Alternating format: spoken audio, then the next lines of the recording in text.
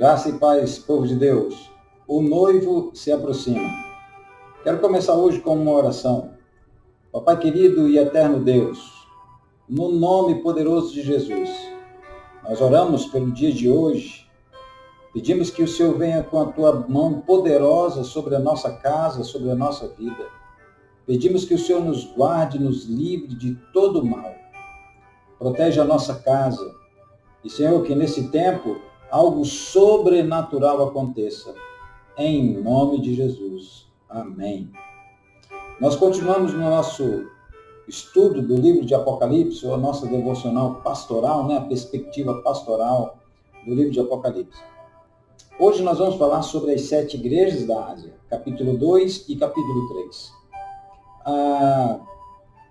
Há 3 pensamentos, há 3 perspectivas ou pensamentos acerca dessas igrejas. Primeiro que é um recado dado diretamente para aquelas igrejas, para 7 igrejas da Ásia, geograficamente localizadas, historicamente identificadas, e esse pensamento, esse perfil, indica que o recado era em primeiro lugar para essas igrejas da Ásia. Segundo perfil, ou segunda perspectiva, é que também é um recado para a igreja, para todas as igrejas de todos os tempos, desde Pentecoste até o arrebatamento da igreja. Ou seja, é um recado para todas as igrejas que estão inseridas nesse tempo, nessa era, a era da igreja. E terceiro, é uma perspectiva que revela uma ação profética, que essas igrejas simbolizam períodos diferentes da história da igreja, desde da igreja primitiva até a igreja nos nossos dias. Eu quero abordar hoje, especificamente, essa segunda ideia, segundo perfil, que é um recado para todas as igrejas de todos os tempos, ou seja, é um recado para mim, é um recado para você. Talvez você nem faça parte da igreja ainda, mas eu quero que você escute essa palavra. E em nome de Jesus, eu espero que até o final desses 22 dias, você que ainda não faz parte da igreja, esteja inserido nela. Né? Mesmo que você não concorde com alguns aspectos de uma igreja local, eu quero lhe dizer que há uma igreja sobrenatural, liderada por Jesus Cristo, Filho de Deus. Ele se identifica para cada igreja de uma maneira diferente. Então, ele vai se identificar para você de uma maneira específica, diferente, única para você. Então, as 7 igrejas da Ásia, Éfeso, Esmirna, Pérgamo, Tiátira, Sardes, Filadélfia e Laodiceia existiram. Não é um sentido figurado no livro de Apocalipse, é um sentido literal. Mas essas igrejas receberam um recado. Todas as cartas tinham a mesma estrutura. Começava com isto diz aquele, e aí Jesus se identificava de uma maneira específica, especial para cada igreja. Para Éfeso, com aquele que tem nas suas destras as 7 estrelas, e que anda no meio dos 7 cartiçais. Para Esmirna, o primeiro e o último, que foi morto e reviveu. Para Pérgamo, o que tem a espada aguda de 2 gumes, lembrando de Hebreus capítulo 4. Para Tiátira, o Filho de Deus, que tem olhos com chama de fogo e pés reluzentes. Para Sardes, que tem os 7 Espíritos de Deus e as 7 estrelas. Para Filadélfia, o que é santo e verdadeiro, que tem as chaves de Davi, que abre e ninguém fecha, que fecha e ninguém abre. Cumprindo uma profecia de Isaías, capítulo 22. E Laodiceia, o Amém, a testemunha fiel e verdadeira, o princípio da criação. Bom, o primeiro aspecto dessa estrutura das cartas é que ele se identifica. O que eu quero trazer isso para nós, para os nossos dias, para a sua vida, para a sua história? Eu quero dizer que Deus, ou Jesus, tem uma maneira especial de se revelar para você. E nesses dias eu oro para que, de uma maneira única, específica, como Jesus se mostrou, se revelou para cada igreja de uma maneira que aquela igreja podia entender, porque fazia parte da história, das circunstâncias, do contexto em que aquelas igrejas estavam inseridas. Então, quando Jesus falava o seu título quando ele se apresentava referência à sua credencial, aquela igreja entendia. Assim eu profetizo que Jesus se revelará para você nesses dias de uma maneira que só você entende. Talvez eu não tenha uma palavra específica que toque no seu coração, mas Jesus tem. Talvez eu não tenha uma maneira de mostrar a você quem ele é, mas ele tem uma maneira única e exclusiva de se revelar a cada um de nós. Isto diz aquele que te ama. Isto diz aquele que tem um interesse profundo na sua história. Isto diz aquele que escreveu uma grafia a seu respeito. Isso diz aquele que não quer apenas te salvar, ele quer ter um relacionamento com você. Isso diz aquele que não quer apenas transformar a sua vida, no sentido de mudança de comportamento, mas transformar a sua história no sentido eterno. Então, Deus tem uma maneira, Jesus tem uma maneira específica de se revelar a você. Assim ele fez com cada igreja. A segunda coisa que tem nas estruturas dessas cartas é que ele disse, eu conheço as tuas obras. Que coisa, não? Não há coisa que eu faça, pense, diga. Não há um gesto meu que Jesus não conheça com clareza, com plenitude. Até esse gesto da minha mão e a volta dele para cá, Jesus conhece com riqueza de detalhe. Eu não sei repetir a velocidade, a linha tangencial, a tangência que eu fiz no movimento da minha mão, mas Jesus sabe e ele pode repetir. Então, ele conhece as minhas obras, ele conhece a minha vida, ele conhece a minha história, ele conhece você.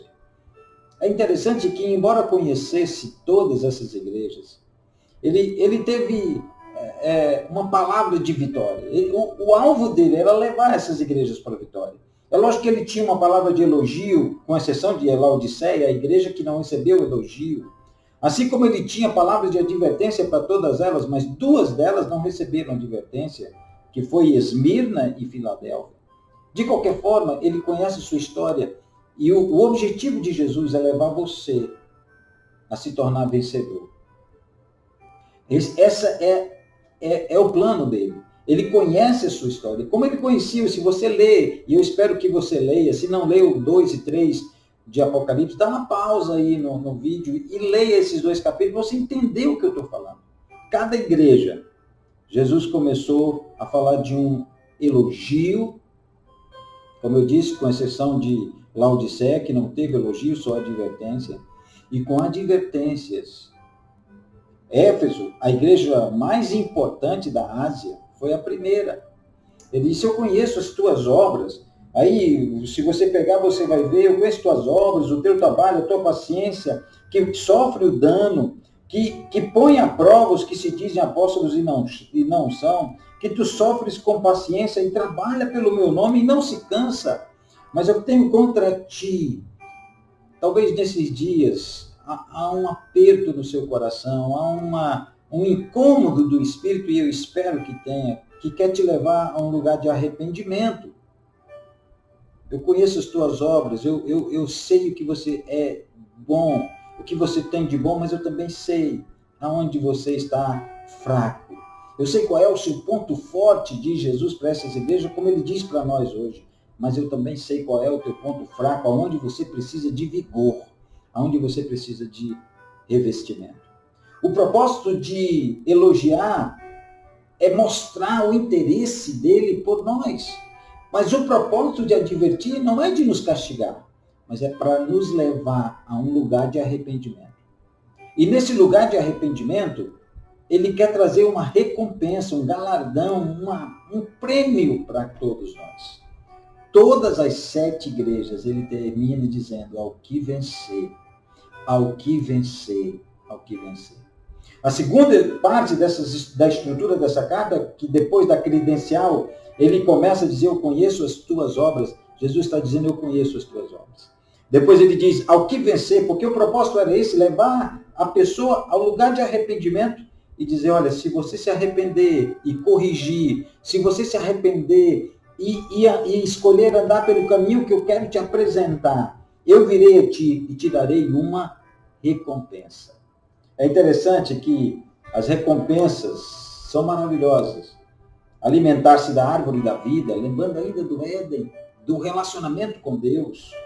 Não sofreu dano da segunda morte, não ir ao julgamento, ao juízo final. O maná escondido, um alimento especial, novo, maravilhoso para você. Uma pedrinha branca com um novo nome escrito nela. Uma pedrinha branca escrita o seu nome, lhe dando autoridade para entrar na festa, nas bodas do Cordeiro. Autoridade sobre as nações. Uma veste branca, o seu nome escrito no livro da vida. Ele vai confessar o seu nome diante de Deus e dos anjos. Então não importa qual foi a obra ruim que você fez. Ele quer lhe levar a um lugar de ser vencedor.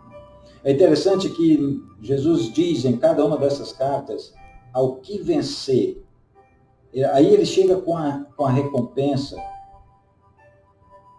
Paulo fala em Romanos 8 de uma pessoa que é mais que vencedor. Mas aqui é o vencedor. O mais que vencedor é aquele que recebe um revestimento sobrenatural do Espírito. E não vai, Jesus vai no lugar dele. Esse é o mais que vencedor. Porque não é pelo esforço dele, não é pela direção dele, mas de Jesus, do Espírito de Cristo, que vai e conquista por você. Você é mais do que vencedor, por isso nós estamos em Cristo. Mas ao que vencer, é aquele que recebe a graça, entende e sabe que ele precisa de um esforço, que ele precisa agir, que ele precisa ser proativo para alcançar essa vitória. Não basta saber que Jesus quer fazer com você. Você precisa participar disso.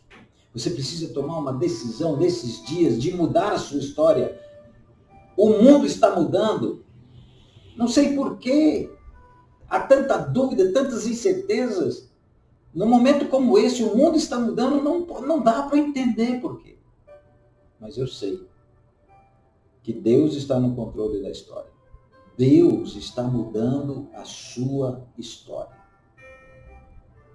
Ao que vencer, aquele que contempla a graça, desfruta dela, mas está disposto a ir mais longe, além.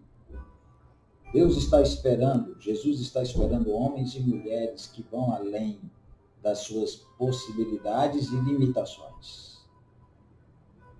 Que vão além dos limites impostos pelas circunstâncias, por um isolamento, por um distanciamento. Alguém que vai além. É isso que Jesus quer fazer com você. E ele termina dizendo, quem tem ouvidos, ouça. Que expressão maravilhosa. Jesus usa isso nos evangelhos. Você vai ver Jesus falando de vez em quando. Na parábola do semeador, por exemplo, ele usa. No final de cada parábola, ele diz, de cada uma das narrativas, em Mateus, em Marcos e em Lucas, quem tem ouvidos para ouvir, ouça. O que ele quer dizer com isso? Qual é o recado de Jesus para você hoje? Leve a sério o que eu estou dizendo. Sabe? Talvez você não tenha visto. Talvez você não tenha lido direito. Talvez você não percebeu que já chegou. Mas Jesus escreveu uma carta para você. Nela tem o seu nome. Nela ele diz quem é. Nela ele declara que você é importante. Que ele sabe das suas boas coisas, mas ele também sabe das coisas ruins. Nesta carta, ele quer te conduzir a um lugar seguro. O livro de Apocalipse é um livro de esperança. Jesus quer te levar ao lugar seguro. Olhe comigo. Senhor Jesus, muda a minha história. Recebe hoje o meu coração e faz morada em mim. Em nome de Jesus. Amém. Deus te abençoe.